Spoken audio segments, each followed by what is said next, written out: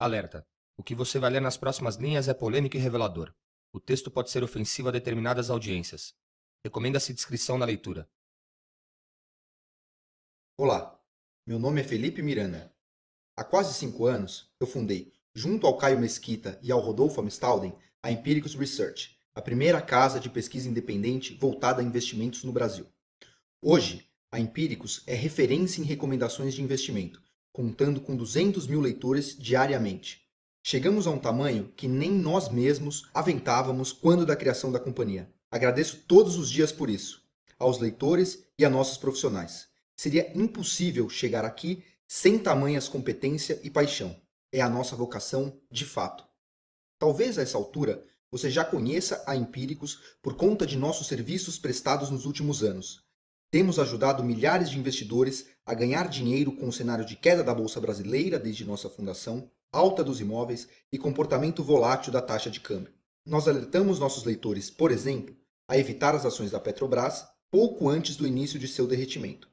Também recomendamos vender ações de construtoras às vésperas de problemas emblemáticos de estouro de orçamento, parcerias mal feitas e de práticas que desrespeitavam os acionistas minoritários. Evitamos com isso prejuízos da ordem de 90%.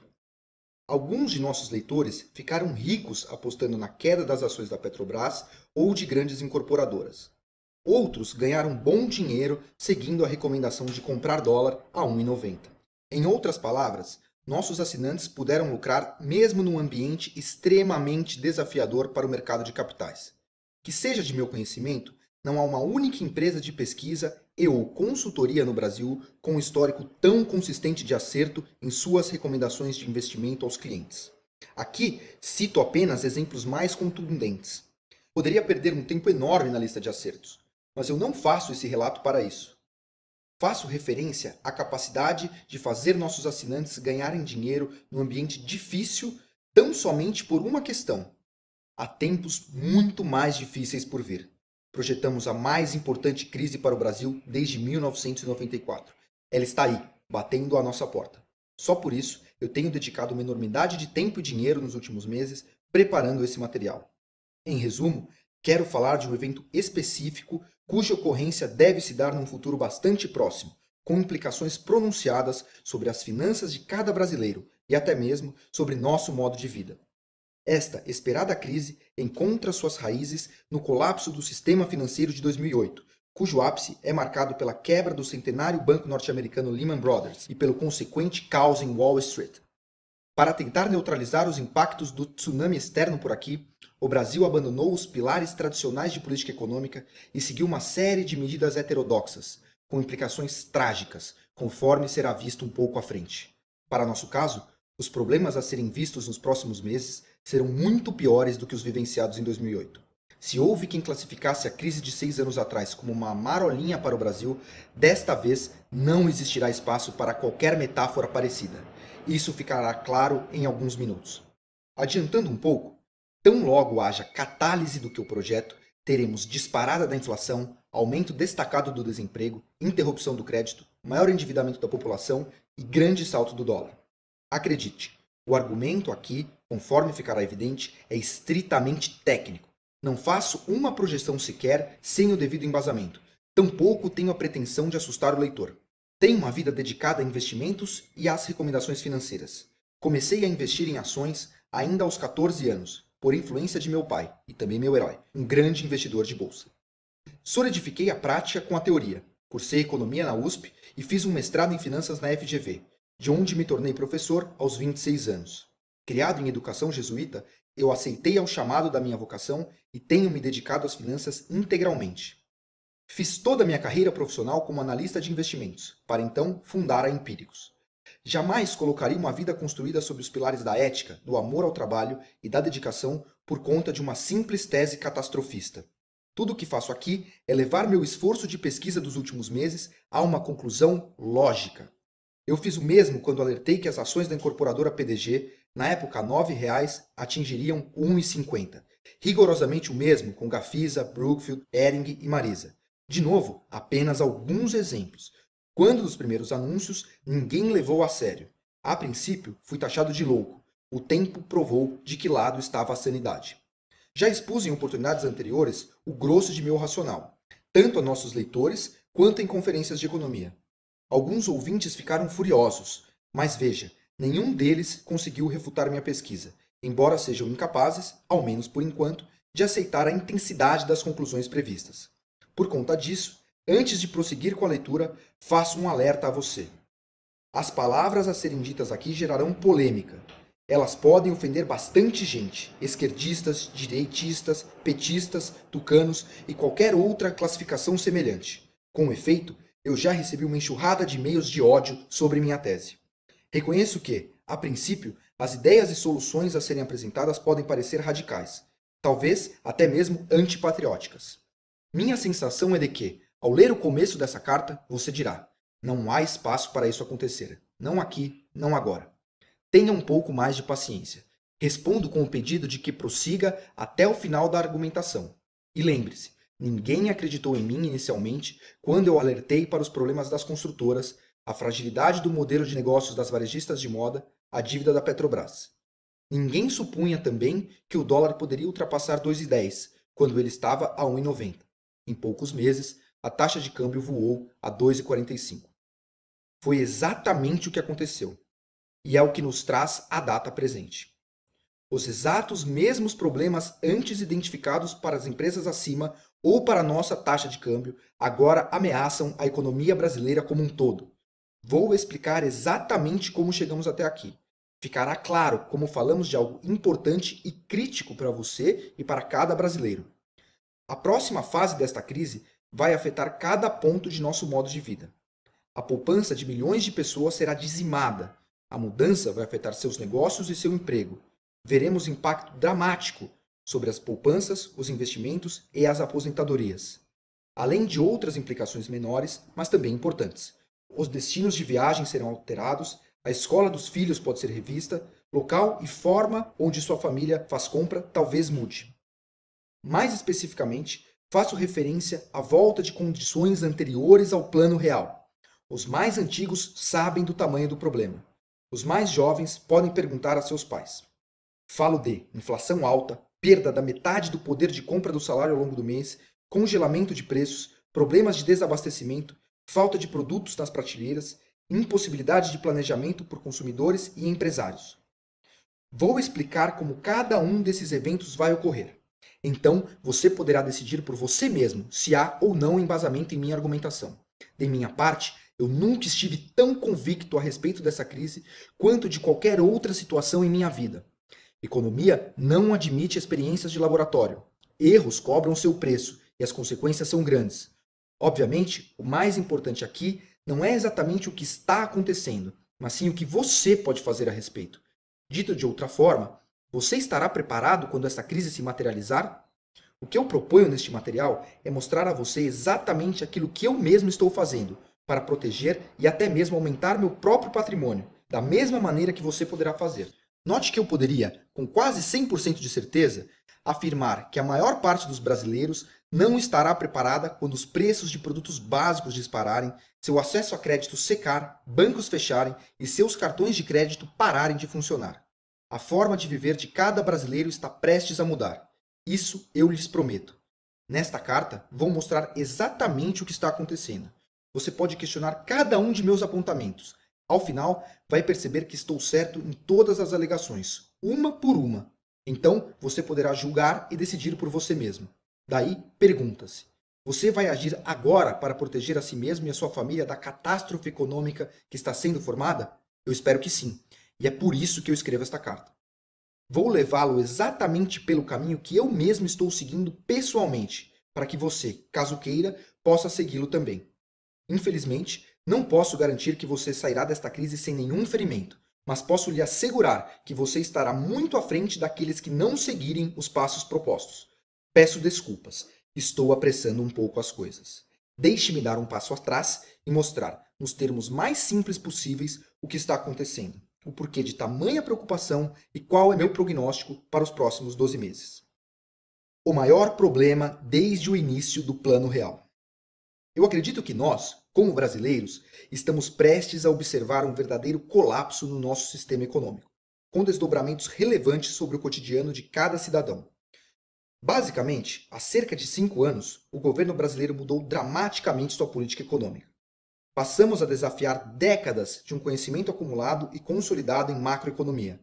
Abandonamos o pilar ortodoxo para nos render à maior intervenção do Estado na economia, a um sistema pautado no assistencialismo e ao estímulo excessivo ao consumo. Qual o resultado? Falência das contas públicas e impossibilidade das famílias continuarem aumentando o consumo nesta velocidade. Mais uma vez, aponto esses elementos a partir de meus conhecimentos em contabilidade e em finanças. Com o mesmo viés crítico que analiso empresas, observo as contas públicas e o balanço das companhias. Veja, por exemplo, a questão mais simples associada à análise de uma companhia com ações listadas em bolsa, a saber, sua capacidade de gerar caixa, ou seja, quanto varia seu caixa, ponderado pelas mudanças na dívida, evidentemente, ano após ano. Se uma empresa queima caixa de forma sustentada, sua própria existência em longo prazo está em risco. Dificilmente você compraria a ação de uma empresa que, resultado após resultado, queima caixa. O Brasil, se entendido de forma análoga, tem queimado caixa de maneira sistemática. O total de suas despesas supera suas receitas. Pior ainda, a diferença em desfavor das receitas tem aumentado. O déficit nominal brasileiro, que mede justamente essa relação, mira os 4% ao ano, e as contas públicas, em maio, tiveram seu pior resultado da história, mesmo com uma contabilidade nacional bastante criativa e uma porção de receitas extraordinárias. A sustentabilidade das contas do Estado brasileiro está em risco, como fruto de uma política deliberada de aumento dos gastos públicos. Os empresários não confiam mais no Brasil e veem seu espaço ocupado pelo setor público. Há, inclusive, um termo técnico para isso: crowding out. Sem confiança, os empresários simplesmente não investem. É aquilo que se convencionou chamar de espírito animal dos empresários. A relação investimento sobre PIB, que nunca foi uma maravilha, vem caindo de maneira consistente.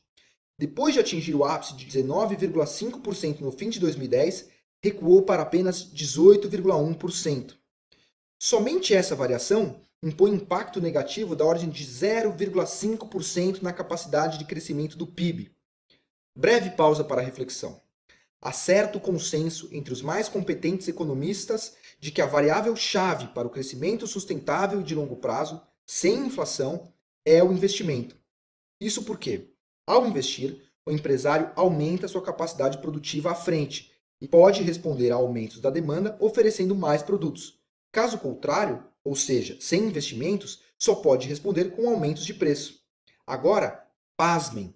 Perguntada recentemente sobre as razões para o Brasil não crescer, a presidente Dilma respondeu da seguinte forma: eu não sei. Se não temos um diagnóstico, como poderemos sequer considerar um bom prognóstico? Isso é absolutamente inacreditável, não é mesmo?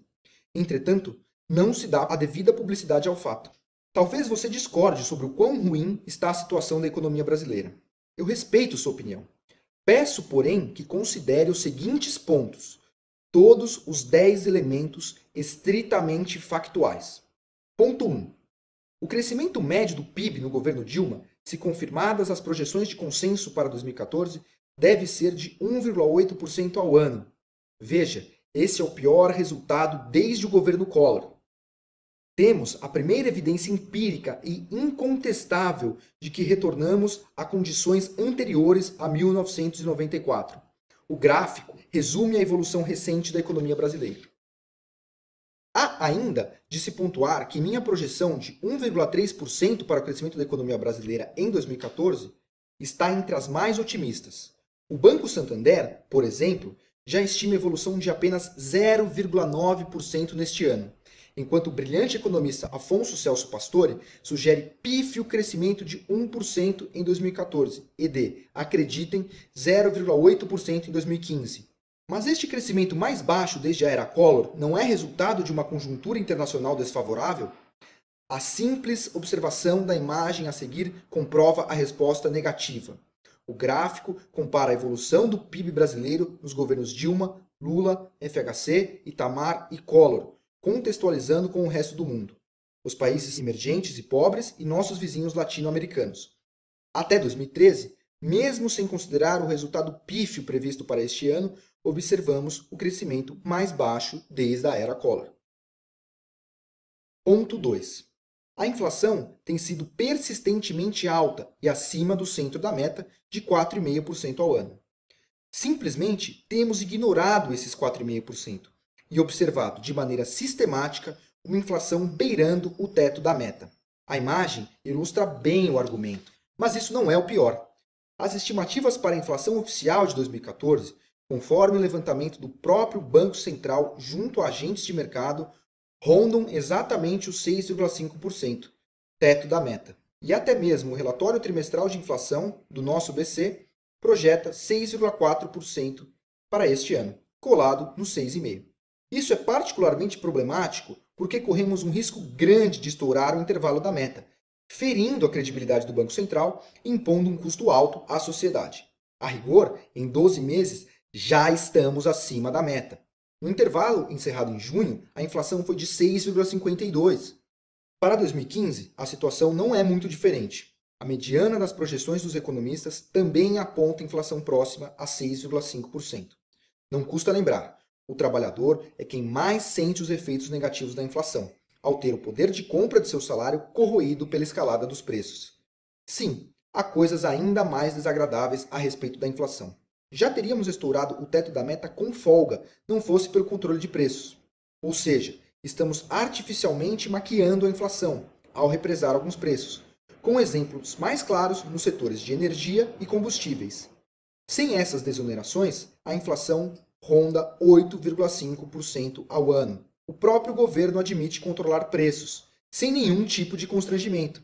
Em entrevista à Folha de São Paulo em 14 de maio, o ministro Mercadante reconheceu que o governo controla preços de combustíveis e energia elétrica. O represamento de preços tem consequências conhecidas e desastrosas, como sugestão de maior inflação futura, desalinhamento de preços relativos e destruição de determinados setores. O setor de etanol foi simplesmente destruído pelo controle deliberado do preço da gasolina. Veja o que diz matéria do jornal Valor Econômico do dia 14 de junho de 2014. A indústria de etanol do Brasil enfrenta tanto pressões de aumento do custo da terra e da mão de obra, como tornou-se uma vítima não intencional do controle de preços da gasolina para frear a inflação, avalia a Agência Internacional de Energia. E completa. No Brasil, a AIE nota que o aumento da capacidade de produção de etanol estagnou, várias plantas foram fechadas e mais capacidade pode estar em risco. Quando todos achávamos que havíamos consolidado a política de combate à inflação, passamos a cometer erros triviais, com impactos gigantescos sobre a sociedade. Nem sequer estamos sendo criativos. Tivemos a proeza de resgatar erros antigos e com consequências conhecidas. Esses dois primeiros pontos já seriam suficientes para provarmos o argumento do quão grave é o problema atual. Combinamos simplesmente baixíssimo crescimento econômico e inflação alta. Temos, portanto, o mais negativo dos mundos, a chamada estagflação. Mas calma, há coisas mais graves ainda pela frente, capazes de reforçar o prognóstico de algo simplesmente catastrófico para os próximos 12 meses. Falamos de inflação que pode chegar a 15% ao ano, forte redução do poder de compra, aumento do desemprego para 10% e interrupção súbita do crédito, com consequente dificuldade das famílias em arcar com suas obrigações financeiras. Estamos prestes a observar concreta mudança em nosso cotidiano. Precisamos nos blindar. Continuemos na nossa lista. Ponto 3. As contas públicas estão completamente desajustadas, de tal sorte que o governo brasileiro vai, em breve, encontrar grandes dificuldades para se financiar. Ou seja, as taxas de juros devem subir com vigor, impactando fortemente o orçamento das famílias e a capacidade de crédito. Não há como brigar contra os fatos. Vemos uma clara deterioração das contas públicas brasileiras. Nossa economia para pagar dívida e juros, o chamado superávit primário, foi, na média, de 3,1% do PIB no intervalo de 2001 a 2008, sem considerar aqui receita de dividendos e concessões. Considerando agora o intervalo de 2009 a 2013, esse percentual caiu para 1,5% do PIB. Para 2014, devemos terminar com menos de 1% do PIB, algo que é, obviamente, insuficiente para estabilizar dívida bruta ou líquida. Isso sem nenhum incremento significativo do investimento público. O que tem aumentado é o consumo do governo.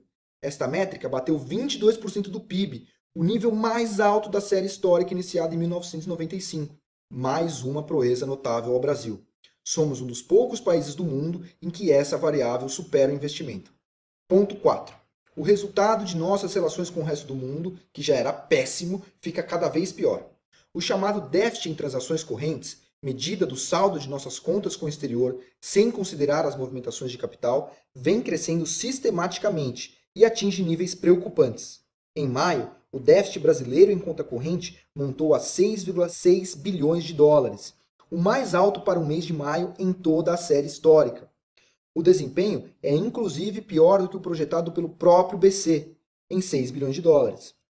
Soma-se ao já delicado resultado apresentado até abril, conforme demonstrado pelo gráfico. Qual o problema disso? Para que não haja saída líquida de dólares do Brasil e perda de reservas internacionais, precisamos da entrada de moeda estrangeira por meio da conta de capital. Por sua vez, a conta de capital possui, grosso modo, duas subdivisões: investimento estrangeiro direto, IED, e investimentos de portfólio. O ponto nevrálgico aqui é que o IED está inferior ao déficit em conta corrente. Portanto, para fechar nosso balanço com o resto do mundo, estamos dependendo do investimento em portfólio, que é muito volátil e sensível à menor das mudanças das condições da economia mundial. Por enquanto, com o Brasil oferecendo um juro estratosférico e os bancos centrais mundiais mantendo o juro zero, parece não haver grande problema. Mas a situação está próxima de mudar. O Banco Central norte-americano deve começar a subir sua taxa de juros em 2015, voltando a atrair recursos para os títulos dos Estados Unidos, hoje presentes nos mercados emergentes. Nesse momento, vai faltar dólar no Brasil. Teremos uma disparada da taxa de câmbio, com impactos diretos sobre a inflação, sobre os importadores e sobre as empresas com dívida em dólar. Peço a devida atenção a este ponto. Em resposta à crise, o Banco Central dos Estados Unidos injetou uma quantidade cavalar de dólares no mercado. Conforme mostra o gráfico, os ativos totais do Fed saíram de 869 bilhões de dólares em agosto de 2007 para 4,3 trilhões em junho de 2014. Ou seja, para voltar à normalidade histórica, o Banco Central norte-americano precisa retirar cerca de 3,5 trilhões de dólares do sistema. As condições de liquidez vão mudar dramaticamente a partir de 2015. Ponto número 5. O mercado de trabalho se enfraquece em ritmo assustador. A criação líquida de postos de trabalho em maio foi de 58.836, segundo dados do CAGED. Trata-se do pior mês de maio desde 1992. Estamos com um novo argumento de situação sem precedentes desde o Plano Real. Isso não é coincidência. Ora, por que o desemprego então ainda não aumentou? Simplesmente por uma questão de forma de se medir. Só é considerado desempregado quem está procurando emprego, mas não o encontra. O desemprego não aumenta simplesmente porque as pessoas têm desistido de procurar emprego. Tomo a liberdade de emprestar argumento do excepcional economista Alexandre Schwartzman para o fechamento do primeiro trimestre. A população em idade ativa cresce entre 1% e 1,5% ao ano, 1,3% no trimestre em questão, enquanto a geração líquida de empregos foi próxima a zero. Trocando em miúdos, só há redução da taxa de desemprego porque parcela da população simplesmente desistiu do mercado de trabalho e não se pode atribuir ao pleno emprego a competência da gestão pública. Ponto número 6. Estamos à beira do apagão. Os analistas do Banco Brasil Plural escreveram um relatório recentemente apontando uma pequena chance de 100% de racionamento de energia ainda em 2014. De acordo com eles, o nível dos reservatórios chegará a 10% em novembro, a se manter o ritmo atual. Isso é extremamente preocupante. Para usar as palavras dos próprios analistas, há um elefante político que não pode ser ignorado. Sejamos justos aqui. Há um único culpado para o nível tão baixo dos atuais reservatórios: São Pedro. Realmente choveu muito pouco e ninguém detém controle sobre isso. Ponto final. Agora, a falta de planejamento, a concentração da matriz energética e o impedimento ou aumento da capacidade de oferta de energia é culpa total e irrestrita do governo. Em setembro de 2012, foi anunciada a famosa MP 579, que alterou as regras para concessões de energia, com o objetivo de reduzir as tarifas de eletricidade. De novo, o tal controle de preços. A medida destruiu a rentabilidade de empresas de energia, adicionou incerteza jurídica ao marco regulatório do setor e, portanto, afastou iniciativas em prol de novos investimentos. Além disso, desrespeitou contratos existentes. O exemplo de CEMIG é emblemático. A companhia tinha concessões vencendo em 2015, com renovação automática prevista para mais 20 anos, conforme definido em contrato inicial. Quando se fala em renovação automática de qualquer contrato, supõe-se, obviamente, preservação das mesmas condições iniciais. Então, veio a MP 579 propondo condições completamente diferentes para a renovação das concessões, ferindo com clareza o pressuposto de automática. O resultado foi a devolução pela CEMIG das usinas de São Simão, Jaguara e Miranda por não aceitar a aplicação das novas regras. Ou há uma nova definição para o conceito de renovação automática, ou houve quebra de contrato. Ponto número 7. A Petrobras foi simplesmente destruída. O gráfico a seguir apresenta a evolução das ações da Petrobras nos últimos 5 anos. Ele fala por si só. De uma máxima de 40, as ações chegaram à mínima de 12,57. O patrimônio nacional sendo simplesmente reduzido a 1/3 de seu valor. Quem tinha R$40 mil em ações da Petrobras chegou à mínima de R$12.570. Além de ser historicamente motivo de orgulho, Petrobras tem em sua base de acionistas milhares de brasileiros, de forma direta ou através da aplicação de seu FGTS. Estamos mexendo com a poupança do cidadão comum. Chegamos a essa situação simplesmente porque a empresa tem o preço de seus produtos controlado pelo governo.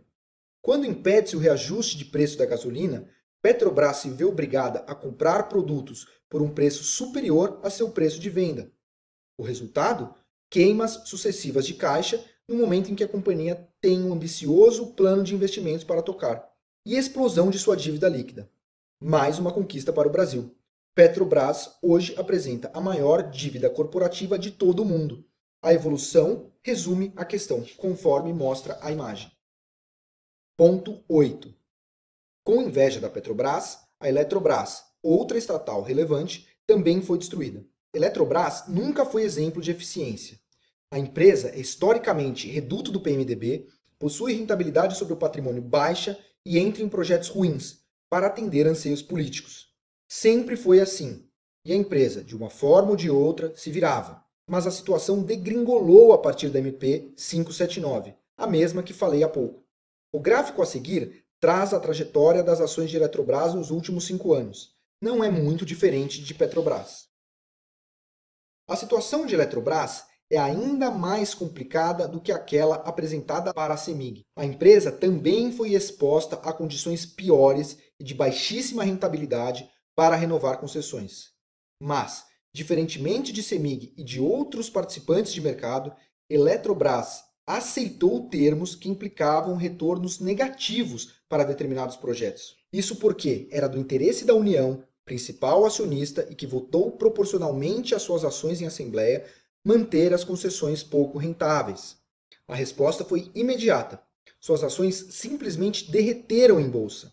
Ultrajados com a questão, acionistas minoritários recorreram à CVM, regulador do mercado de capitais, basicamente dizendo que a União não poderia votar na Assembleia sobre o tema, por uma questão de conflito de interesse, o que me parece óbvio, não é mesmo?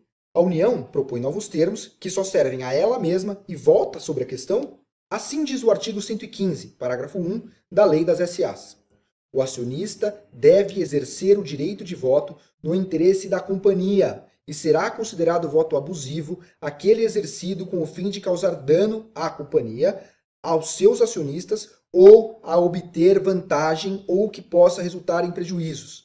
A adesão à renovação das concessões sob os termos previstos pelo MP 579 trouxe benefício exclusivo ao controlador, o governo, e prejuízo aos demais. A União reagiu ao pedido dos acionistas minoritários. Fez uma oferta bastante justa para compensar os danos bilionários. Um evento sobre mercado de capitais, com a presença do ministro Guido Mantega.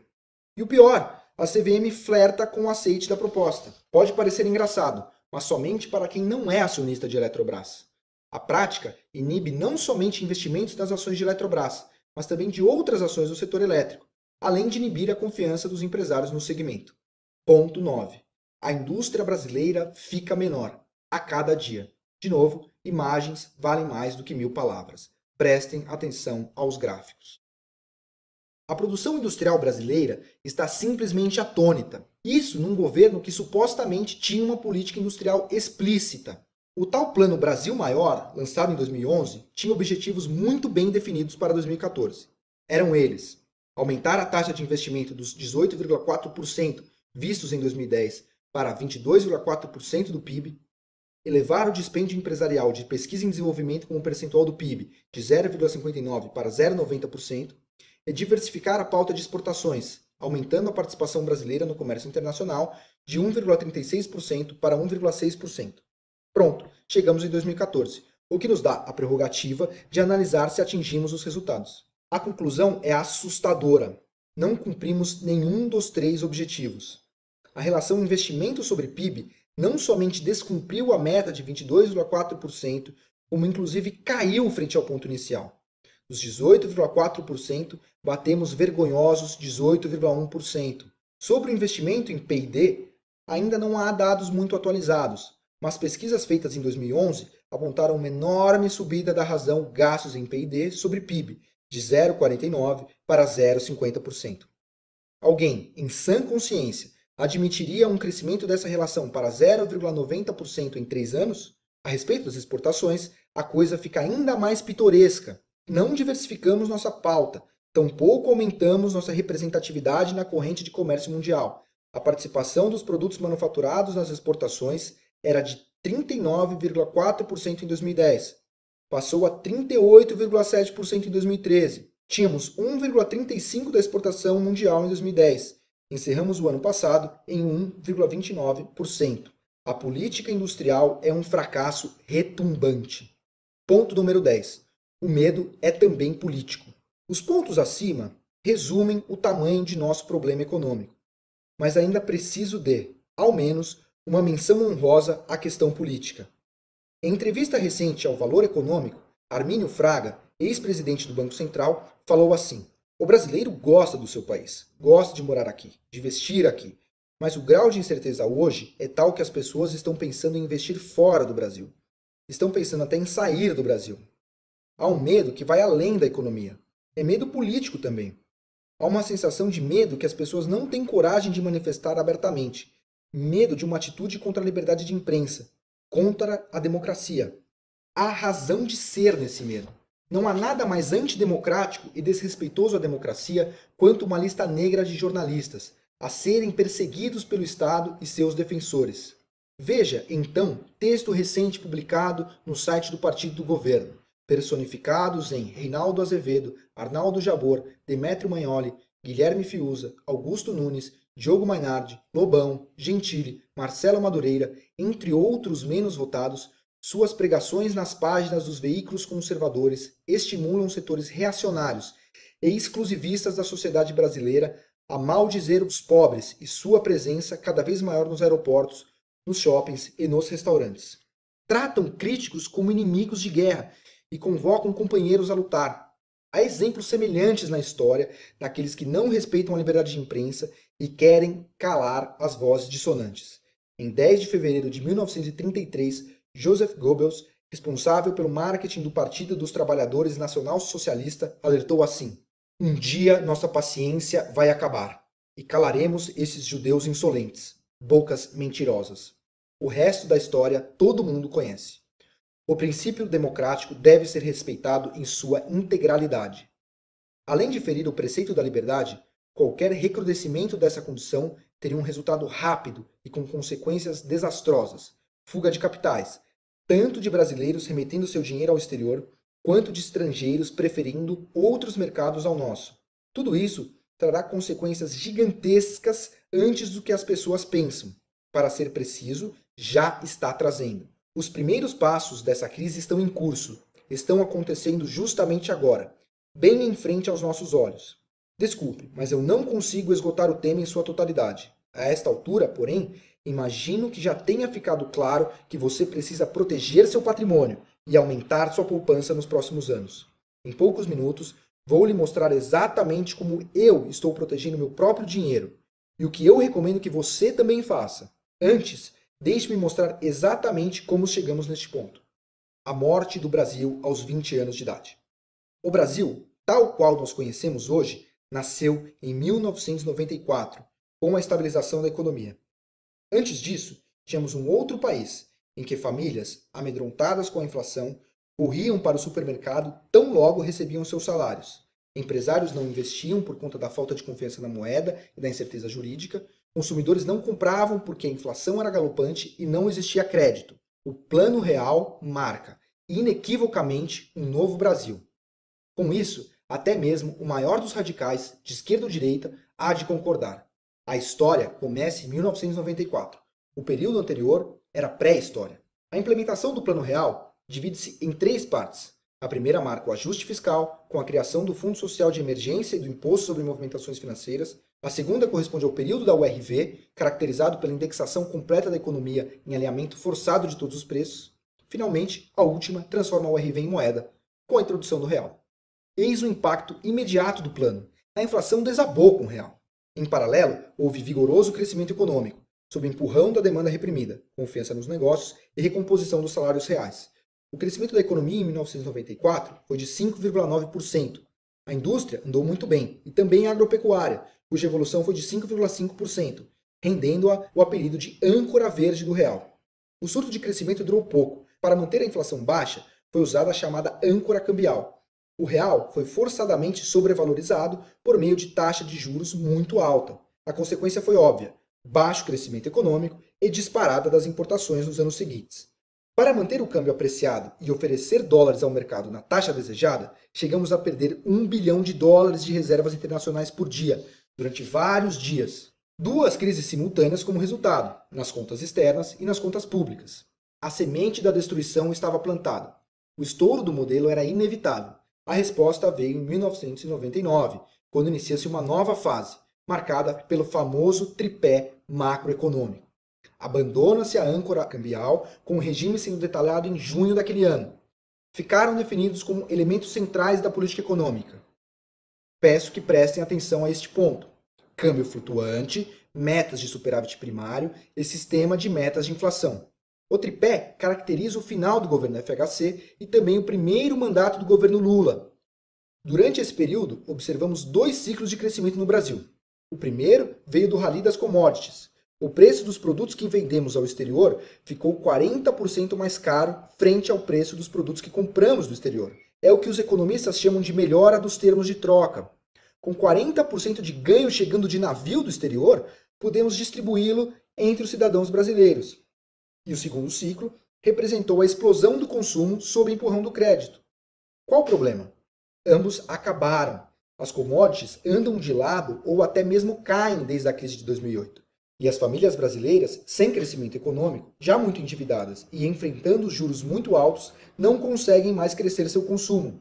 Precisamos de um terceiro ciclo, mas não há nenhum sinal de que ele vai acontecer. Ao contrário, o modelo está esgotado e as coisas tendem a piorar fortemente. Precisamos agir antes disso. Ficará claro para você daqui a pouco.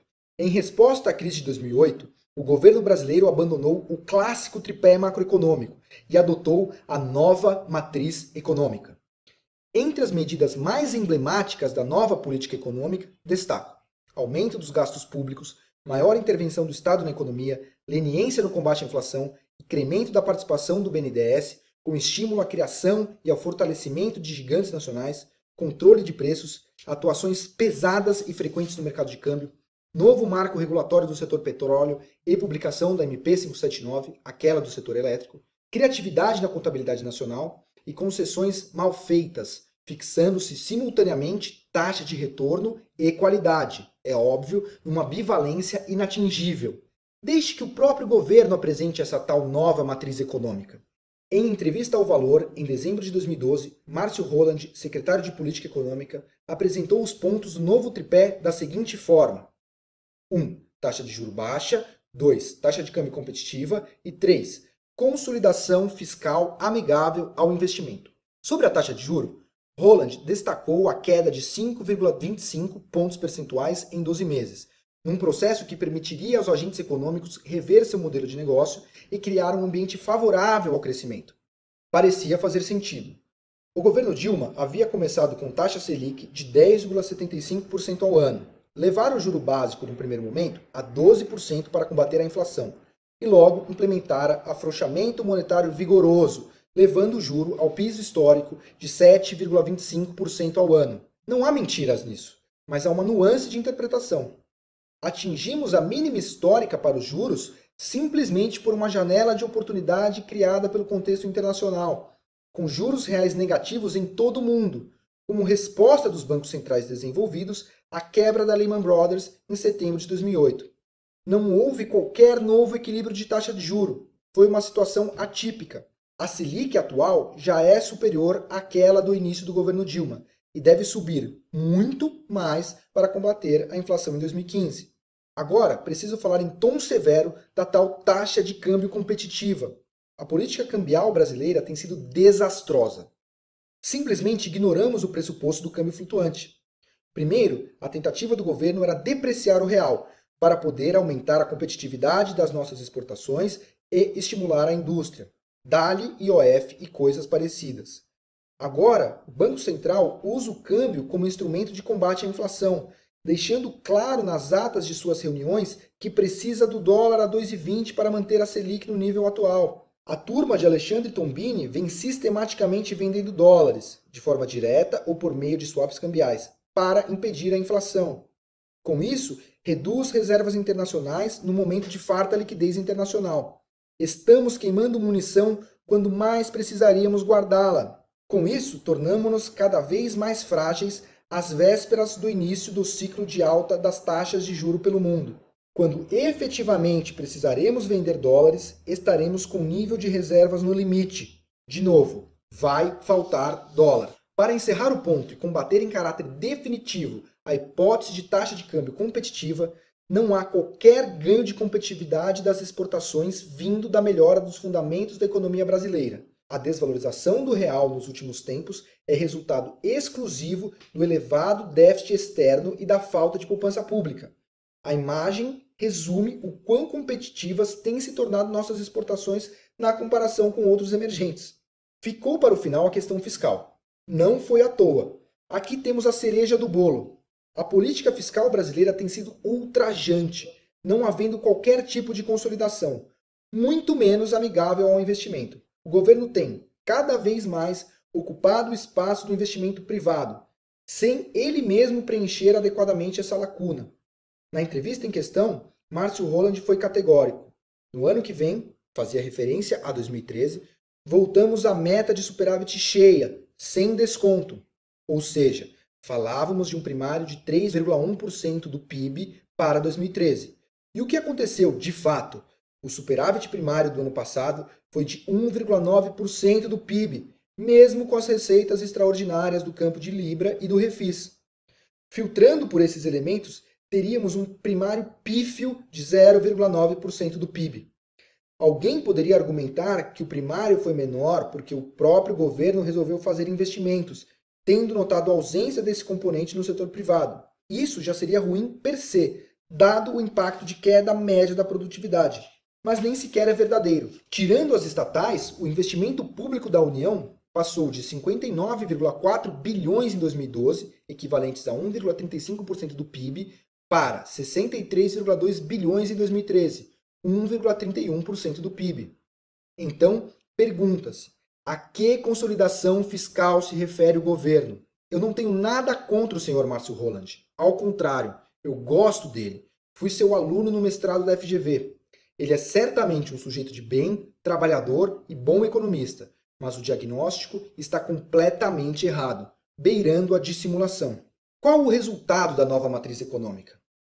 Há pouco tempo, o Brasil era destino certo do investidor estrangeiro, o queridinho entre os BRICS, grupo que reúne também Rússia, Índia e China. Atraímos a Copa do Mundo, seremos sede das Olimpíadas.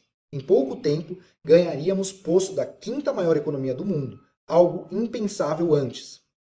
Protagonizamos a capa da revista The Economist, talvez a mais importante do mundo sobre economia e finanças. Em novembro de 2009, a conceituada revista britânica trouxe o Cristo Redentor em forma de foguete, desgarrando-se do Morro do Corcovado e dirigindo-se a maiores altitudes. O Brasil teria decolado, com argumentos esmiuçados numa longa reportagem de 14 páginas. A imagem era inspiradora. Pouco tempo depois, como resultado da desastrosa nova matriz econômica, aquele conjunto de medidas adotado pelo governo brasileiro em resposta à crise de 2008, as coisas haviam mudado completamente. Exatos 4 anos depois, a mesma The Economist, também em reportagem de capa de 14 páginas, questionava: o Brasil estragou tudo? A imagem, desta vez, não inspirava ninguém. Bastaram 4 anos para destruirmos o otimismo. A ideia de quinta maior economia do mundo foi abandonada. A presença entre os BRICS foi até mesmo questionada e especialistas apontam um legado nulo dos grandes eventos esportivos. Talvez você ainda esteja anestesiado pelo futebol da Copa do Mundo, mas peço que saia do escopo esportivo por 1 minuto. Veja, por exemplo, o que diz matéria da CNBC publicada no dia 26 de junho. Especialistas em mercados emergentes estão pessimistas em investir no Brasil, a despeito da Copa do Mundo. Não há potencial positivo algum neste governo, mesmo se tudo der certo, afirma Drauzio Giacomelli, responsável por pesquisa de mercados emergentes do Deutsche Bank. Não se trata de ganhar ou não a Copa. Falemos do que interessa. Um governo incapaz de entregar os anseios populares por educação, transporte e infraestrutura no geral. Eles podem entregar estádios, mas não o que realmente importa, diz ele.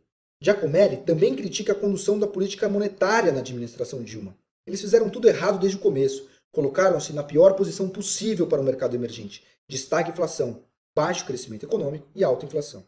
A Agência Internacional de Classificação de Risco Standard & Poor's já rebaixou o rating brasileiro, de forma que, na opinião da agência, há um maior risco de que o país dê um calote em sua dívida.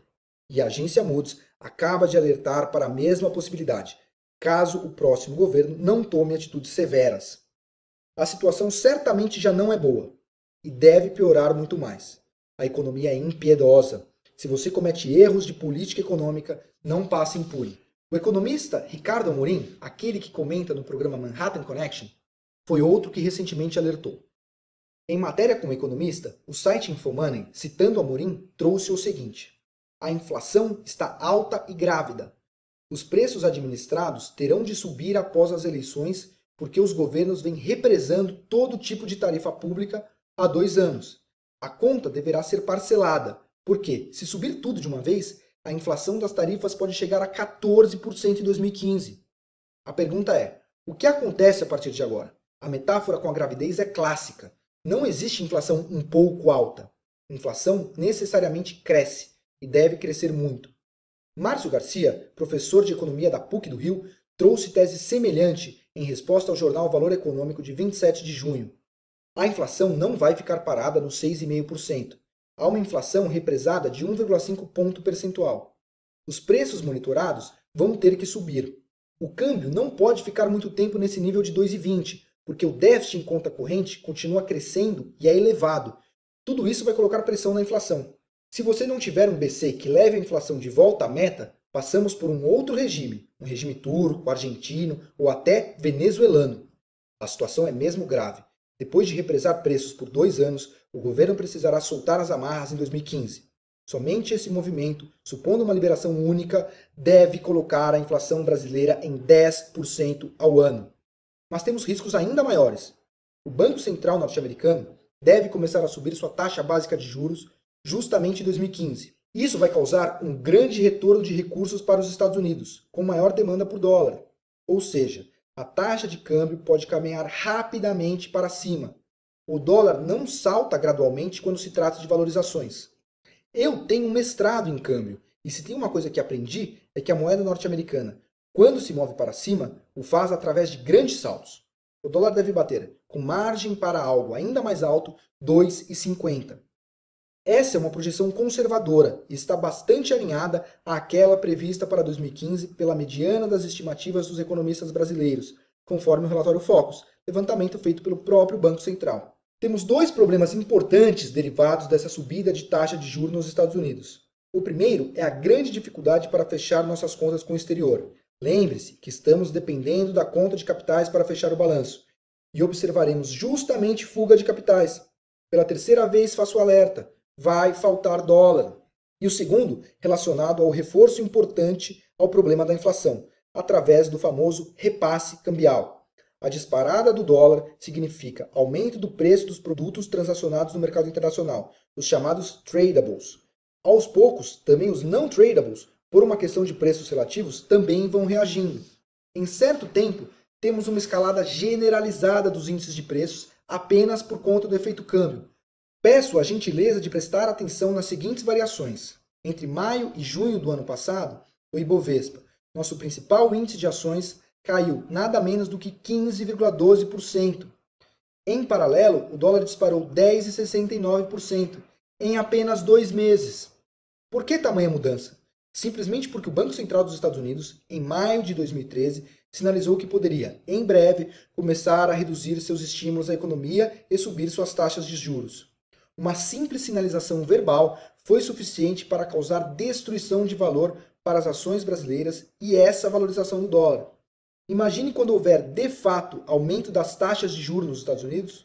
O investidor norte-americano que tivesse comprado em ações brasileiras em maio do ano passado teria perdido 25% em apenas 2 meses. Você acha mesmo que este sujeito vai ficar comprado em nossas ações quando o juro começar a subir lá fora? Eu acho que não. E toda essa disparada do dólar vai também impactar sobre a inflação. Combinando o repasse integral das tarifas públicas represadas e a desvalorização esperada do câmbio, entendo que a inflação brasileira pode chegar a 12% ao ano, para uma meta de 4,5%. Não há saída para uma inflação bem acima da meta. O Banco Central terá de subir a taxa Selic. E como a diferença entre a inflação projetada e a meta é grande, o movimento dos juros terá de ser expressivo. Não haveria surpresa em vermos taxa Selic de 15% ao ano. A implicação imediata de um juro básico desse tamanho é óbvia: recessão. Imagino que você entenda esse conceito. Se o Brasil cresce 1% ao ano com juro básico de 11% ao ano, quanto vai crescer com a Selic a 15%? Falamos de estagnação da economia, queda dos salários, aumento dramático do desemprego, esgotamento do crédito, queda vertiginosa do preço dos imóveis, muito sensíveis às taxas de juros, e aumento do endividamento das famílias. Tudo isso no ambiente de inflação alta. Já temos o menor crescimento econômico desde o governo Collor, a menor criação de postos de trabalho para o mês de maio desde 1992, o pior resultado das contas públicas para o mês de maio de toda a série histórica e o maior déficit em conta corrente para o mês de maio em toda a série histórica do Banco Central. E teremos a maior taxa Selic desde 2006 e descumprimento da meta de inflação, com a maior variação de preços desde 2002. Rasgamos o que foi construído em 1994 e aperfeiçoado em 1999, sob o pretexto de implementação de uma nova matriz econômica, heterodoxa. Temos um único resultado prático. Voltamos a 1993. Se, metaforicamente, nasce um novo país em 1994, com estabilização da economia, podemos dizer que a nova matriz econômica e suas consequências representam o falecimento desse Brasil. Morremos aos 20 anos de idade, de forma prematura. Isso é coisa da Venezuela, mas no Brasil é possível? Eu conheço amigos, colegas e familiares ainda reticentes em aceitar essa ideia. Talvez você esteja com postura semelhante também. É o que os psicólogos chamam de normalcy bias, uma espécie de estado mental em que os seres humanos entram quando deparam-se com um desastre ou uma grande crise. As pessoas simplesmente subestimam tanto a probabilidade de uma catástrofe quanto os seus efeitos. Alguns chegam a reconhecer o problema, mas afirmam: uma crise dessas proporções é impossível. Pode ser coisa de Venezuela, Argentina, mas no Brasil, não. Pois bem, veja o que aconteceu com a Grã-Bretanha nos anos 70. Embora muitas pessoas não saibam, a libra esterlina foi a reserva de valor clássica por cerca de 200 anos. A moeda era a grande referência internacional até o fim da Segunda Guerra. A partir de então, quando a Europa se recompunha com o Plano Marshall, os britânicos passaram a perseguir uma agenda social nacionalista, com o governo tomando conta da maior parte das indústrias, sob a alegação de maior distribuição de renda. Em pouco tempo, o país basicamente quebrou. Uma marca emblemática ocorre em 1967, quando o Partido Trabalhista decide por uma desvalorização da moeda de 14%, de maneira súbita. Isso, supostamente, teria impacto positivo no endividamento das famílias. O desdobramento, porém, foi justamente o empobrecimento da população, procedido por rápido aumento da inflação, culminando no famoso inverno do descontentamento na década de 70. Para conter a inflação, salários foram congelados, greves aconteciam diariamente nos mais variados setores, até mesmo em postos de saúde. A situação chegou a ser tão grave que alguns hospitais passaram a atender somente casos de pacientes cujo estado era de emergência. Em 1975, a inflação britânica subiu a 26,9% em apenas um ano. Em 1974, o governo local estabelecera a chamada Semana de 3 Dias, em que o uso de energia elétrica nos negócios foi limitado a 3 dias por semana, sem permissão de hora extra. As televisões tinham de interromper suas transmissões às 22h30, como forma de economizar energia. Imagine isso.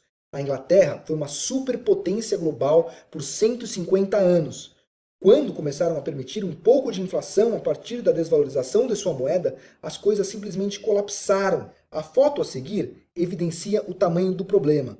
Isso é Londres, com lixo empilhado na praça porque não havia dinheiro suficiente para pagar aos lixeiros um salário minimamente justo. Se aconteceu na Inglaterra, por que não poderia acontecer por aqui? Eu lhes garanto, já estão acontecendo. Com efeito, a inflação brasileira já estaria acima da meta, liberando os 10% ao ano, caso as tarifas de energia e os preços da gasolina não estivessem sendo controlados. Outro exemplo internacional. No começo dos anos 90, um certo país europeu resolveu brincar de conviver com um pouco mais de inflação e com um governo gastador. Rapidamente, a poupança pública acabou. Qual foi o próximo passo? Simples. Passaram a contar com a poupança privada, limitando o acesso das pessoas às suas contas nos bancos públicos. E, obviamente, para financiar suas operações, o tal país começou a imprimir moeda, em ritmo frenético. Sem dinheiro, a infraestrutura local caía em pedaços e a inflação galopava, mesmo com tentativas de controle de preços. A esta altura, o desemprego batia 30%. Já era suficientemente ruim, mas ficou pior, muito pior. Um brilhante economista teve a genial ideia de exigir das empresas o preenchimento de uma série de documentos governamentais a cada vez que seus preços fossem reajustados para cima. O racional era de que isso retardaria o processo inflacionário, pois parte do tempo empresarial seria consumido justamente para preencher os formulários. Qual foi o resultado? Obviamente, mais inflação. Para preencher os documentos, as firmas viram-se obrigadas a contratar mais funcionários. E como o processo era bastante demorado, a resposta imediata foi começar a aumentar os preços de produtos básicos em velocidade ainda maior, de forma que precisariam preencher os formulários apenas uma vez. A inflação diária beirava 100%. Sim, preços dobrando da noite para o dia, no mais perfeito caos econômico. A resposta governamental foi a mais típica dos planos econômicos adotados em períodos de hiperinflação: a criação de uma nova moeda, removendo 6 zeros da anterior. De novo, não funcionou. Veja o tamanho do percentual a seguir. Não é brincadeira. Esse foi o percentual: 5 quatrilhões de aumento dos preços deste país entre outubro de 1993 e janeiro de 95. As pessoas não podiam comprar comida, simplesmente estocavam ou passavam fome. Postos de gasolina foram fechados. O número de ônibus em operação caiu 60%. Apagões eram generalizados e recorrentes. E as pessoas foram proibidas de aceitar cheque. Enquanto isso, o discurso do governo era de que a inflação acontecia por sanções sem justificativa contra a população e o Estado. Incrivelmente, nunca há culpados na gestão de política econômica. Isso aconteceu de fato, e nestas exatas proporções na Iugoslávia. E em menor medida, tivemos situações semelhantes em Islândia e Grécia, onde o estrago só não foi maior por conta dos planos de resgate financeiro internacional. Esse é o caminho natural e devidamente documentado daqueles que optam pela via da tolerância à inflação e do gasto público irresponsável. Não precisamos ir muito longe para ter novos exemplos. Ao nosso lado, temos as referências trágicas de Venezuela e Argentina, que sucumbem ao caos econômico, financeiro e social por conta de medidas inadequadas de política econômica. Mais do que isso, não precisamos sequer cruzar as fronteiras. Basta recorrer ao nosso próprio passado. Anteriormente ao Plano Real, a desconfiança com nossa moeda era tal que o poder de compra do trabalhador caía pela metade durante um único mês e o empresário não pensava em investir, sem visibilidade para o futuro, com um novo plano econômico por ano. Entre 1990 e 1994, o crescimento médio do PIB foi de 1,3% ao ano, enquanto a inflação anual média foi de 1.210%. Isso depois de já termos vindo da famosa década perdida. Do período de 1986 a 1991, tivemos 5 choques: Plano Cruzado, Bresser, Verão, Collor I e Collor II. Não há como existir consumo nem investimento em ambiente de tamanha desconfiança sobre a moeda e incerteza sobre o futuro. Foram várias tentativas de congelamento e tabelamento de preços, com resultados trágicos. A qualidade dos produtos era péssima e vendiam-se, inclusive, latas vazias nas prateleiras dos supermercados. Era o melhor que se podia oferecer àquele preço tabelado. Problemas de abastecimento e falta de produtos eram recorrentes, o que obviamente resultava, ao final, na ruptura com os congelamentos de preço. Dá-lhe volta da inflação, que ultrapassava 80% ao mês. A imagem é representativa do problema. Simplesmente faltavam produtos nas prateleiras. Talvez o ponto máximo da diversidade seja a restrição do acesso à poupança por meio do Plano Collor. Lançado no mesmo dia da posse do presidente Collor, o novo plano reintroduziu o cruzeiro como padrão monetário e estabeleceu, mais uma vez, congelamento do preço de bens e serviços. Novos tributos foram criados, afetando ainda mais o poder de compra e a confiança dos empresários.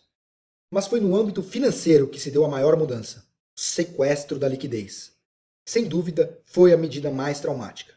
Todas as aplicações financeiras superiores a 50 mil cruzeiros novos foram bloqueadas por um período de 18 meses. O cidadão simplesmente não poderia acessar seu próprio dinheiro.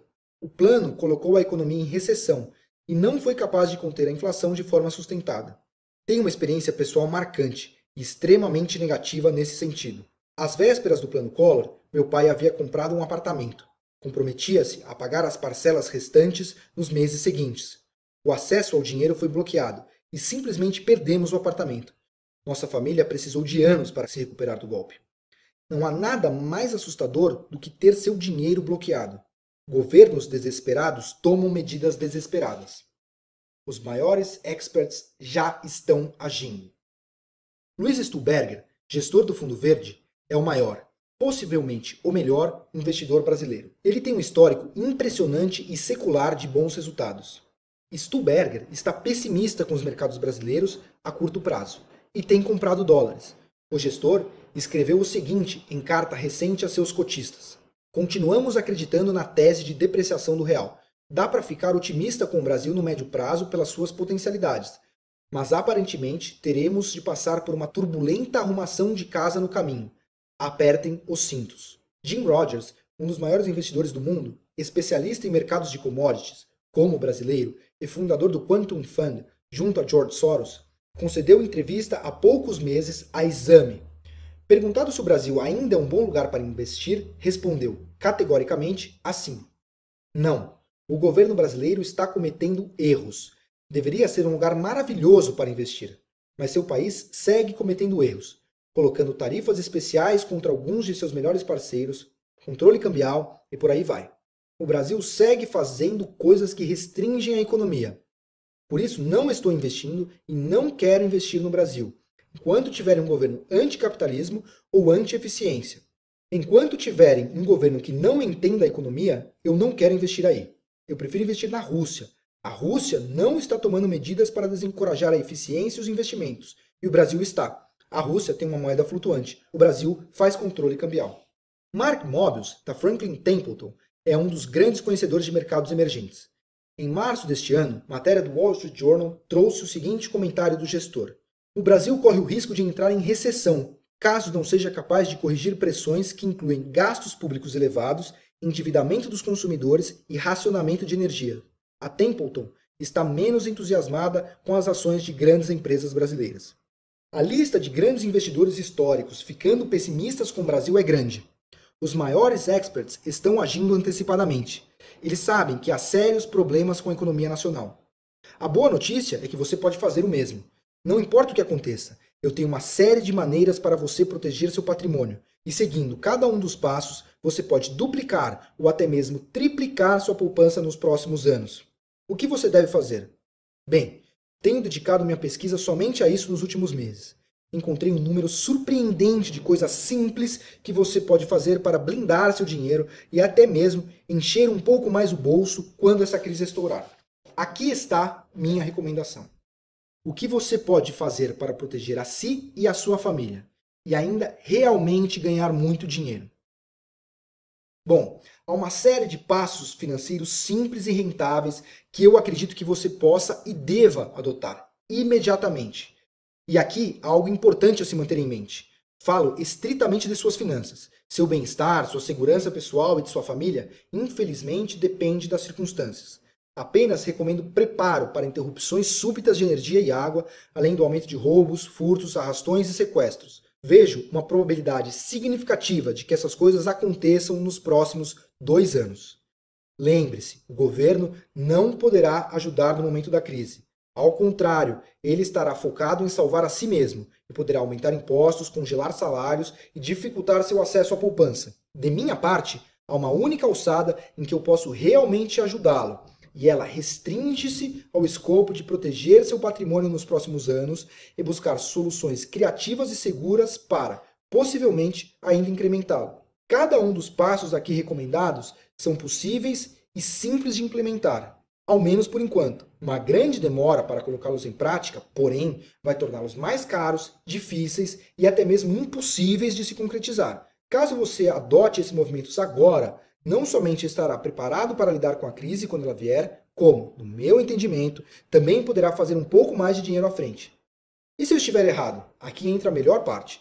Nesse caso, você também será capaz de aferir grandes ganhos. Mesmo se o resultado desta crise projetada for apenas uma inflação moderada, você ainda estará preparado para se sair muito, muito bem. Seguem os passos específicos que você deve tomar imediatamente. Passo 1. Aplique parte de seus investimentos para além do alcance do governo brasileiro. Isso é perfeitamente legal e mais simples do que você imagina. Eu sei que você provavelmente ainda não acredita quando eu digo que o governo brasileiro adotará uma série de medidas para salvar a si mesmo. Coisas inimagináveis nesse momento. Mas lembre-se, governos desesperados tomarão atitudes desesperadas. Não nos faltam exemplos históricos disso, não é mesmo? Acho possível que tenhamos nacionalização de certos planos de previdência, aumento de impostos sobre movimentação financeira e ganhos de capital e empecilhos adicionais para se mandar dinheiro ao exterior. Na hipótese mais radical, até mesmo restrições temporárias de acesso à poupança podem acontecer. Por isso, eu recomendo fortemente, parte de seus investimentos deve ser feita fora do Brasil. Isso é mais seguro e diminui o acesso do governo à sua poupança. Por favor, não me leve a mal, mas quanto menos o governo souber de seus investimentos, melhor. Trata-se de uma questão de proteção e de respeito às liberdades individuais. Em reforço, lembre-se da máxima de não colocar todos os ovos na mesma cesta. É fundamental diversificar entre algumas moedas. Há formas simples e rentáveis de você investir para além dos domínios do governo brasileiro, de forma plenamente legal. Eu mesmo estou pessoalmente investindo nesse momento uma parcela significativa de meu portfólio em um desses ativos. E minha ideia é mantê-lo em minha carteira por muito tempo. Independentemente do que vier a acontecer, sei que terei uma bela porção de dinheiro longe das garras do Planalto brasileiro. Para não me tornar prolixo, não vou lhe contar exatamente o que estou fazendo nessa carta, mas vou explicar em detalhes num relatório, de título, Como ganhar dinheiro com este modelo de crescimento econômico. Nessa peça, faço uma contextualização do modelo e mostro como precisamos de um novo ciclo de crescimento. Identifico as melhores oportunidades de investimento nesse quadro e recomendo formas explícitas de diversificar entre moedas, além de enaltecer estratégias rentáveis de aplicar em dólar. Não se preocupe caso você não tenha familiaridade com investimentos internacionais. Tenho esmiuçado um guia sobre como investir no exterior, a que os assinantes da Empíricos têm acesso imediato. Será um prazer dar-lhe acesso a esse conteúdo, que eu considero fundamental. Além disso, eu gostaria de enviar-lhe informações muito relevantes sobre. Passo 2. Como se proteger da inflação? Estou falando aqui de comprar o quanto você puder de proteção contra a inflação. Resgato aqui o fato estilizado. Inflação é como uma gravidez. Inevitavelmente cresce. Você precisa estar protegido da esperada escalada da inflação. Caso contrário, seu salário e seus investimentos vão ser corroídos pela disparada dos preços, reduzindo fortemente o poder de compra da sua família. Ganhos acima da inflação. É isso que interessa ao trabalhador e ao investidor. E é com esse tipo de recomendação de investimento que estou comprometido. Você pode ter retornos reais, acima da inflação, através de investimentos em renda fixa, câmbio e ações. Há boas aplicações nesse escopo. E há ótimas aplicações nesse escopo. Dediquei tudo o que eu sei sobre isso para montar um relatório com as ótimas aplicações para se proteger e ganhar da inflação. No documento chamado O Problema da Inflação, denuncio a raiz da inflação brasileira, proponho soluções para a questão e aponto os melhores investimentos para ganhar do dragão. Eu também gostaria de dar-lhe acesso a esse valioso conteúdo. Vou mostrar exatamente como num instante. Antes, deixe-me falar sobre o terceiro passo a ser seguido agora. Passo 3. Cuidado com ações de estatais e com o seu FGTS. Ações de empresas estatais são tradicionalmente complicadas. Isso porque, em várias situações, a empresa é usada como instrumento para se fazer política social. A prática contraria o interesse dos acionistas, interessados em ver a maximização de valor para a firma e não para o setor público. Como essas coisas, por vezes, entram em conflito, comprar estatais já é normalmente um pouco mais desafiador.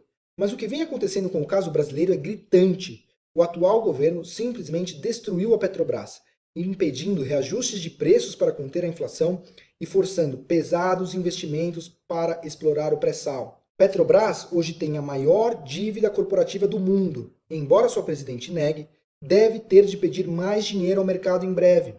Isso é particularmente importante. Primeiro, pois se trata de um grande patrimônio nacional, que já figurou entre as maiores empresas do mundo e perdeu essa condição.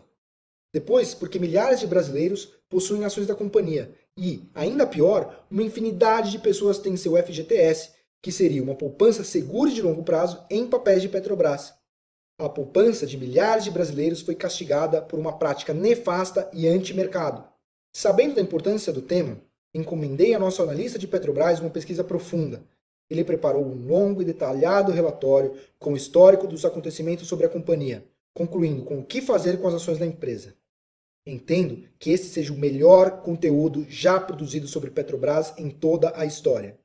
E como se não fosse suficiente, o mesmo relatório traz ainda a única ação de empresa estatal em que vale a pena investir. Não tenho dúvida de que se trata de material extremamente útil para cada cidadão brasileiro. Vamos ao penúltimo passo, tão ou até mesmo mais importante quanto os 3 iniciais. Passo 4. Aprenda o segredo do 100%. Se você gostaria de ter a oportunidade de fazer muito dinheiro durante a próxima crise, uma forma certa de fazer isso é aprender as imbricações de uma estratégia de investimento pouco comum. Essa fórmula tem produzido uma verdadeira fortuna para alguns investidores. A Empíricos já tem recomendado essa estratégia de maneira muito bem sucedida a alguns de seus principais clientes, todos amplamente satisfeitos. E veja, não estamos falando de ações aqui. Você não precisa ter uma única ação sequer para embarcar nessa estratégia. Também não há relação com posições short, vendidas em ações. De forma simples e direta, é uma maneira de se extrair renda do mercado com perfil seguro, com ganhos que podem chegar a 100%, sem possuir ou mesmo tocar uma ação. Faço uma ressalva. Embora a estratégia seja extremamente segura e envolva uma entrada de caixa inicial, sob determinadas circunstâncias, haverá situações em que você terá de comprar a ação subjacente a um preço menos favorável do que as condições de mercado correntes. Portanto, por favor, entenda, há risco envolvido e provavelmente a estratégia não servirá para todo mundo. Mas se trata, indubitavelmente, de uma prática robusta, em especial nos momentos de maior incerteza e estresse financeiro. Uma vez que você a absorva e compreenda seu funcionamento, suspeito que nunca mais queira investir sem ela novamente. É por isso que recebe o nome de segredo do 100%. A estratégia tem sido a forma com que uma porção de clientes da Empíricos vem apresentando ganhos formidáveis, mesmo em tempos difíceis para os mercados. Em momentos ainda mais negativos, como eu espero para os próximos 2 anos, essa será uma prática incrivelmente rentável e lucrativa. Tudo o que você precisa saber sobre isso está num vídeo gravado pelo meu sócio, Rodolfo Amistalden, de título O Segredo do 100%, a forma mais simples de fazer dinheiro quando os mercados estão muito arriscados. Esta aula explica exatamente como funciona a estratégia. Com isso, você poderá decidir se ela está adequada ao seu perfil, além de mostrar exatamente como tirar proveito, começando imediatamente. Finalmente, chegamos ao último passo. Depois disso, falarei exatamente como ter acesso a esse conteúdo indispensável àqueles que querem ganhar dinheiro de verdade, quando a crise chegar. Passo número 5. Certifique-se de que você detém o ativo que poderá salvar você e sua família, não importa o quão ruim a situação possa ficar. Não há exatamente como precisar o quão ruim a situação pode ficar. Eu realmente acredito em escalada da inflação, desabastecimento de água e energia, grande desemprego e intensas manifestações sociais, mesmo que por alguns meses apenas. A boa notícia é que há um ativo que você pode comprar altamente disponível no Brasil que pode ajudá-lo a proteger seu patrimônio e de sua família. E mais, marca o posicionamento adequado para fazer até mesmo uma fortuna em alguns casos. Não estou falando de títulos públicos, títulos privados, uma moeda ou metais preciosos. O que eu estou falando aqui é um ativo muito poderoso que famílias abastadas têm usado por séculos para blindar seu patrimônio, preservar e ainda aumentar suas fortunas. Veja o que aconteceu, por exemplo, com o índice global que mede o desempenho dessa classe de ativos entre 91 e 2009, batendo a principal referência de ações nos Estados Unidos em 430% no período. E o melhor, sem volatilidade, conforme mostra o gráfico. Como já mencionei, você pode facilmente entrar para essa classe hoje. Há uma gama de oportunidades na área e de forma bastante barata. Eu escrevi um relatório completo sobre isso, de nome O Ativo Mais Valioso do Mundo em Tempos de Crise.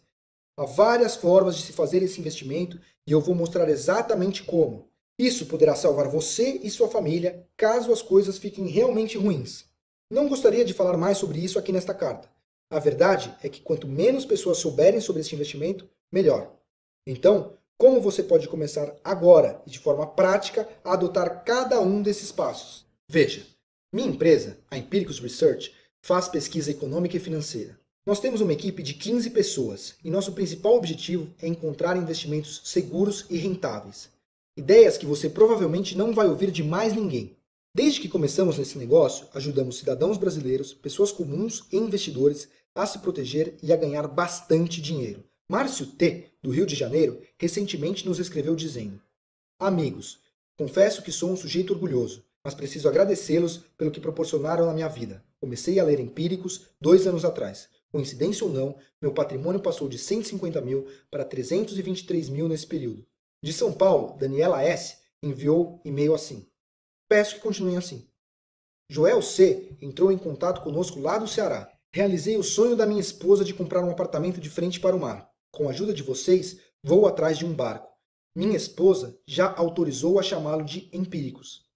Lá de Minas, veio uma mensagem inusitada e carinhosa da Valdete A. Se não tivesse que comer quentinho, eu juro que mandava uma caixa de pão de queijo para vocês. Antecipei minha aposentadoria graças ao sucesso das recomendações que vocês me deram. Isso não tem preço, gente. Não há nada que me deixe mais feliz do que esse tipo de mensagem. Mas em contrapartida, preciso confessar, neste exato momento, estou verdadeiramente preocupado com nossos leitores e com muitos cidadãos brasileiros, trabalhadores honestos, que serão pegos de surpresa quando da chegada da inevitável próxima crise. É por isso que escrevi esta carta, e é por isso que eu gostaria de enviar-lhes todos os detalhes sobre exatamente como as coisas vão se dar. Cada passo exato para você proteger suas economias e prosperar na crise. Você pode ficar parado esperando os problemas chegarem, vendo seu patrimônio diminuir de maneira súbita e irreparável. Ou tomar as rédeas para si, protegendo ativamente seu destino financeiro. Por favor, ao menos passe os olhos no trabalho seríssimo que eu desenvolvi. Tenho convicção de que você terá toda a informação necessária à sua disposição. O mais interessante é que você pode olhar minha pesquisa e receber tudo o que foi mencionado aqui, sem nenhum tipo de risco ou de obrigação. Simplesmente, deixe-me saber se você gostaria de experimentar a assinatura de meus relatórios quinzenais, através da série chamada Criando Riqueza, o Fim do Brasil. Em caso positivo, você terá acesso a relatório de pesquisa número 1, Como ganhar dinheiro com este modelo econômico, invista além das fronteiras brasileiras. Relatório de pesquisa 2, Como se proteger e ganhar da inflação. Relatório de pesquisa número 3, A destruição da Petrobras e o que fazer com suas ações. Relatório de pesquisa número 4, O ativo mais valioso do mundo em tempos de crise. Relatório número 5, Guia de como investir no exterior. E uma aula em vídeo explicando a estratégia com o segredo do 100%. Além disso tudo, a cada 15 dias eu vou lhe enviar um novo relatório, sempre perseguindo as melhores ideias de investimento no contexto atual. Vou mantê-lo sempre atualizado sobre a formação e os desdobramentos dessa crise financeira e econômica, mostrando formas pouco originais de ganhar dinheiro. Para que não haja nenhuma lacuna nesse processo, toda semana enviaremos, somente a nossos clientes pagantes, um vídeo com comentários e perspectivas de investimentos para os próximos meses, apresentado por mim e pelo meu sócio Rodolfo Amistaldo. Então, quanto custaria todo esse conteúdo? Por quanto você pode começar? Pois bem, a assinatura de 1 ano da série custa apenas R$ 238,80, podendo ser dividida em 12 parcelas mensais de R$ 19,90. Pagando à vista, sai por R$ 191,04. Mas neste momento, você pode experimentar a assinatura anual por uma oferta muito especial, basicamente por metade do preço. O preço promocional é de R$ 118,80 pela assinatura anual, em 12 parcelas mensais de R$ 9,90 apenas. O preço à vista é de R$ 99,79 por 1 ano inteiro. Por que tão barato? Em termos práticos, desenhamos um preço que permita que você simplesmente experimente nosso produto, para ver se ele realmente se adequa à sua pretensão. Além disso, quero que o conteúdo seja acessível a milhares de pessoas, de modo a potencializar seu poder econômico. Estou convicto de que, em conjunto, os leitores que acompanharem a série e aplicarem suas ideias protegerão milhares de reais em patrimônio e ganharão outros milhões, muito mais do que eu faria sozinho. É por isso que, através dessa carta, nós estamos oferecendo a assinatura tão barata. Fique à vontade para ponderar essa oferta e você verá que não há risco algum. Isso porque, durante os primeiros 30 dias, caso você leia meu material e por alguma razão entenda que ele não atende seu perfil, você será reembolsado em 90% de seu custo. Cobramos 10% de taxa apenas para cobrir nossos custos operacionais. Em outras palavras, ao concordar com os termos aqui apresentados, você estará apenas aceitando experimentar meu trabalho para ver se gosta. Eu espero que você considere minha oferta seriamente. Do fundo do coração, tenho convicção de que esta será uma das melhores decisões financeiras que você tomará em toda a sua vida. Para começar, simplesmente clique no link a seguir, que vai levá-lo a uma página para confirmar sua assinatura. Sua ordem será processada imediatamente e você terá acesso a todo esse meu trabalho na mesma hora. Um forte abraço, Felipe Miranda.